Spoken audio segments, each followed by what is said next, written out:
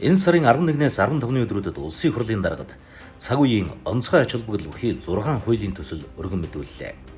Тодорхойлбол Монгол Улсын их хурлын тухай хуульд нэмэлт өөрчлөлт оруулах тухай, Монгол Улсын их хурлын чуулганы хуралдааны дэгийн тухай хуульд нэмэлт өөрчлөлт оруулах тухай, Монгол Улсын их хурлын хяналт шалгалтын тухай хуульд нэмэлт өөрчлөлт оруулах тухай хуулийн төслүүд болон засгийн газар хоорондын хэлэлцээрт өөрчлөлт оруулах тухай протоколыг соёрхон бодлох тухай хуулийн төсөл өргөн мэдүүллээ.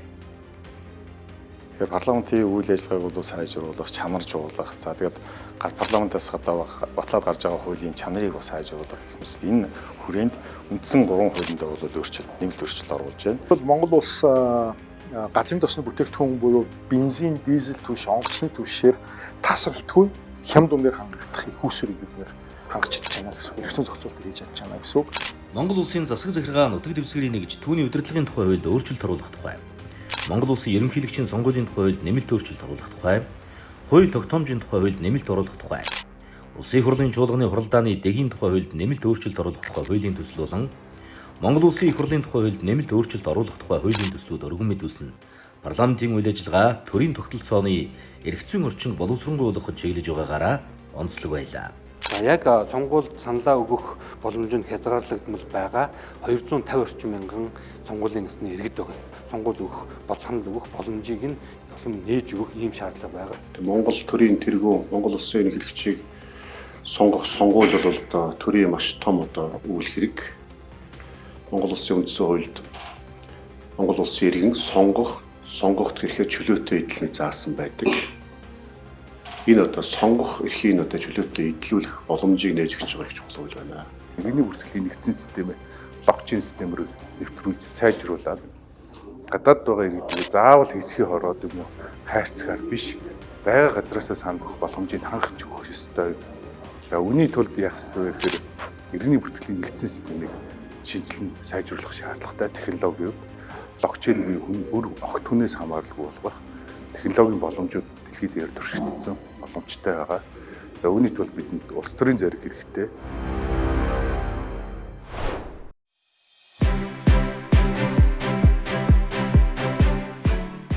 Олон улсын хамтын ажиллагааны хүрээнд улсын хурлын дарга Бямбацогт нэгдсэн үндэсний байгууллагын хүний эрхийн дээр комиссар Фолькер Туркийг хүлээн авч уулзсан. Хүний эрхийг хамгаалах эрх зүйн бодлого болон парламентын засаглалыг бэхжүүлэх чиглэлээр санал солилцлоо. Мөн бүгд наримдах Франц улсаас Монгол улсад суугаа онц бөгөөд бүрэн эрх дэлчин сайд Корини Перератай уулзаж хоёр улсын парламентын хамтын ажиллагааг өргөжүүлэх асуудлаар ярилцсан бол Япон улсаас Монгол улсад суугаа элчин сайд Игавахара Масарутай хийсэн уулзалтаар худалдаа эдийн засгийн хамтын ажиллагааг эрчимжүүлэх талаар санал солилцсон юм. Улсын хурлын дарга Бямбацогт хүний эрхийн үндэсний комиссийн үйл ажиллагааны тайлан мэдээллийг сонсож тулгамдж буй асуудал гарц шийдлийн талаар санал солилцлоо. Энэ үеэр хүүхдийн эрхийн тухай болон хүүхэд хамгааллын тухай хуулийн хэрэгжилтийн тайлан онцгойлон авч үзэж, цахим орчиндох үе тэнгийн дээрлэхэлд худал мэдээлэл түгээх зэрэг хүүхдийн эрхэд сөргөөр нөлөөлж байгаа асуудалд анхаарал хандуулан тодорхой шийдэл боловсруулж танилцуулахыг үүрэг болгосон юм.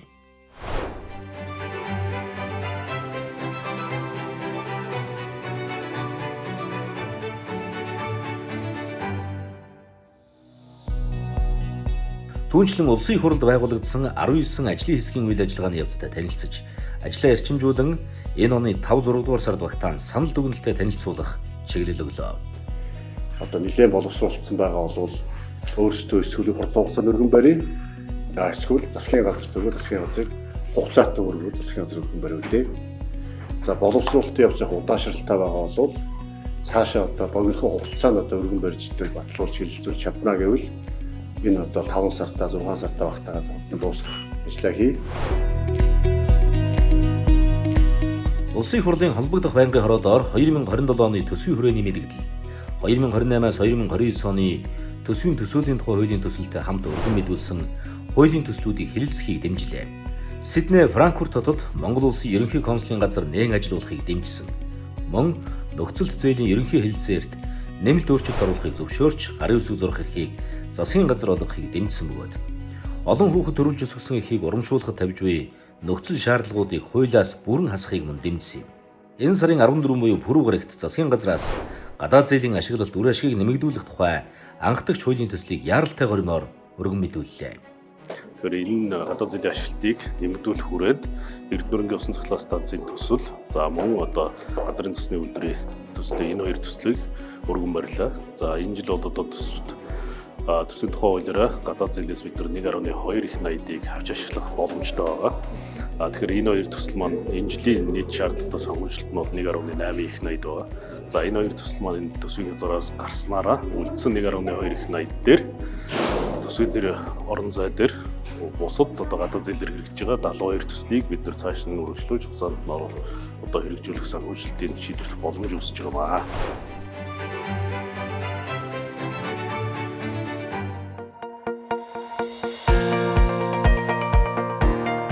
Пүрэв гаригийн улсын хурлын чуулганы нэгдсэн хуралдаанаар гадаад зээлийн ашиглалт үр ашгийг нэмэгдүүлэх тухай хуулийн төслийг яаралтай хэлэлцэхийг дэмжээд төсвийн хүрээний мэдэгдэл төсөөлөлтэй хамт өргөн мэдүүлсэн төслүүдийг анхны хэлэлцүүлэгч шилжүүлсэн бол олон хүүхэд төрүүлж өсгсөн эхийг урамшуулах тухай хуульд өөрчлөлт оруулах тухай хуулийн төслийн анхны хэлэлцүүлгийг явуулж чуулганы хуралдаанд оролцсон гишүүдийн олонх дэмжлээ.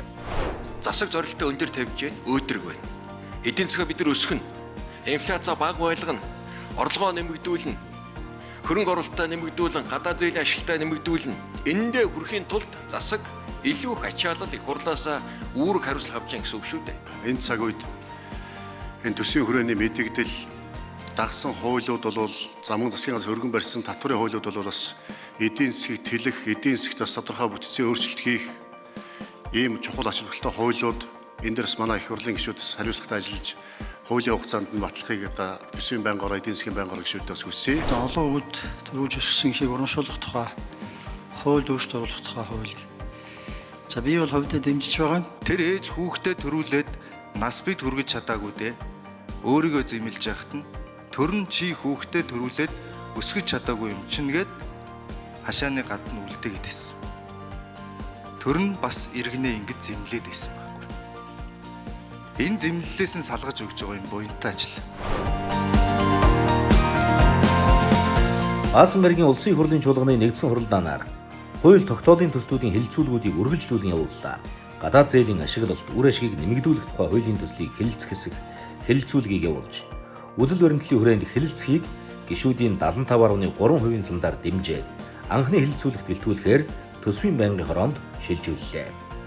Өрийн өдөртөгийн тухай хуулиар бол бидний зээл авах таац чинь дотоодын нийт бүтээгдэхүүний 60% хүртэл байгаа. Одоо манай зээл бол 38%. Тэгэхээр биднэрт бол өрийн таац хангалттай орон зай байгаа. Гол асуудал бол бид нар авсан зээлээ ашиглах нь тэр хязгаар нь төсвийн хуулиараа хязгаараад татдаг байгаа. Тийм учраас энэ төслүүдийг оруулж ирсэн. Сэлбэдүүдүү энэ хуулийн гадна үлдснээрээ эрсдэл үүсэх үү? Энэ маань зогсохгүй цаашаа үргэлжлэх үү? Нийслэл өөрөө бонд гаргаж санхүүжүүлж байгаа төслөө. Тэгэхээр энэ хуулийн одоо батлагдсанараа сэлбэдүүдийн төсөл явахгүй байх гэсэн үг биш. Нийслэл өөрөө зардлаа ирэмблээд төслүүдэд ирэмблээд энэ төслөө явуулах боломж нь нийслэл байгаа. Одоо энэ хуулийг дэмжиж бид нар тэр одоо том бүтээн байгуулалтын ажлуудаа дуусгах зайлшгүй шаардлагатай байгаа. Энэ өөрөө 90 мегаваттын одоо усан цахилгаан станц баруун бүс нутагт бид нар одоо дор хаяж 150-аас 200 мегаваттын одоо эрчим хүчийг тэнд үйлдвэрлэж тэнд одоо уул уурхайн үйлдвэрлэл бусад үйлдвэрлэл явуулахад хүрэлцэхээр байгаа. Бямцах дарга бас одоо засагт байхаас эхлээд орон нутгаас маш их дэмжиж одоо ингээд асуудлууд нь шийдэгдээд явж байгаа тийм ээ. Гадаад зээлийн ашиглалт үр ашиг нэмэгдүүлэх тухай хуулийн төслийг үзэл баримтлалын хүрээнд хэлэлцэхийг дэмжих гэсэн томьёолоор санал хураалт явуулнаа.